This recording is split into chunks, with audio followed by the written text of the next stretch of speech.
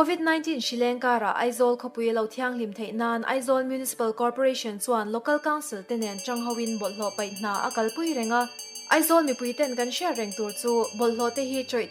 choi thei lo plastic le bolhlo lo om hazardous anga thler shan thlap zel tur ani Local Council ten apai ni turan siam lo zom nge turani COVID-19 Shileng wangin bolhlo pai tu te hi AMC chuan athei angin PPE in a thuama hengmi te hian quarantine center bolhlo thlengin an lakhom ani garbage bag manga kan bolhlo te felfai taka kan fun chuan bolhlo pai tu mipui le alakhom tu te inkara in khoi mi alavin bolhlo ain hlan chhon theya shipui le nanna Shileng laka po hlo om engma om lawang Quarantine facility bolhlo lakhom tu te lo enshan emo thinchik don anga thomo omhian anril ruan nwal chin antel lova kan om thei lo bolhlo lakhom tu te hi mipui den hluthiamin an na tho poimo tak hi an len zel theinan thatakin i choyom chinang u